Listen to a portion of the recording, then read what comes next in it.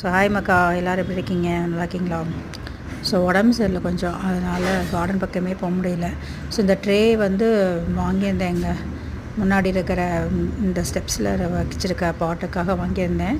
கொஞ்சம் சின்னதாக இருந்துச்சு, ரொம்ப யோசிச்சுட்டே இருந்தேன். ஆனால் பரவாயில்ல, கரெக்டாக ஃபிட்டாக இருக்குது பெரிய பாட்டுக்கு. மிச்ச சின்னதுக்கெலாம் கரெக்டாக இருந்தது. ஸோ பால்கனி பக்கம் கொஞ்சம் பரவாயில்லாமல் இப்போ செட் ஆகிடுச்சு. செடியெல்லாம் எக்ஸ்ட்ரா செடியெல்லாம் நிறைய வளர்ந்துருக்கு, அதெல்லாம் எடுத்து விடணும். ஸ்னேக் பிளான்ட்டு அங்கே குமிஞ்சு கிடக்கு, எங்கே கீழே வச்சோம்னா இன்னும் நிறைய ஸ்ப்ரெட் அவுட் ஆகும். க்ளீன் பண்ண வைப்போன்னு அதுக்கப்புறம் யோசிச்சுட்டு அப்படி விட்டுட்டேன், வேண்டாம் அப்படின்னு. அதனால் செம்பருத்தி 2 மட்டும் கீழே இறக்கியிருக்கேன் இப்போதைக்கு. நொச்சியை நல்லா ட்ரிம் பண்ணி வச்சுட்டு மருதாணி நல்லா வளர்கிற மாதிரி ஸ்பேஸ் கொடுத்து வச்சுருக்கேன். இன்னும் ஒரு பிளான்ட் வைக்கலாம்.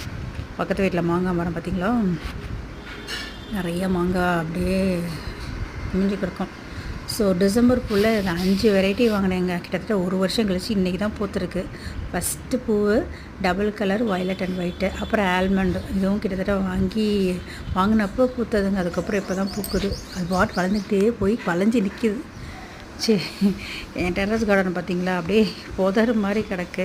ஸோ எல்லாமே விதை போட்டு வச்சுருந்தேன். விதையோடு சேர்ந்து பாதி வந்து சொடக்கு தக்காளியும் இன்னும் மணத்தக்காளியும் சேர்ந்து வளர்ந்துருக்குங்க. ஸோ நிறைய செடி வந்து அப்படியே கறியிருச்சு. வெயில், பயங்கர வெயில். ஸோ நம்ம ஒரு நாள் தண்ணி ஊற்றலைன்னாலும் அது அப்படியே கறிகிறது. இத்தனைக்கும் ஷேடு கீழே தான் இருக்குது, ஆனால் பாதி பக்கம் நம்மளுக்கு வெயில் வரும். ஸோ அதனால் ரொம்ப இதாக தான் இருக்குது. ஸோ அதையும் கொஞ்சம் பார்க்கணும். க்ளீன் பண்ணிக்கிட்டே இருக்கேங்க.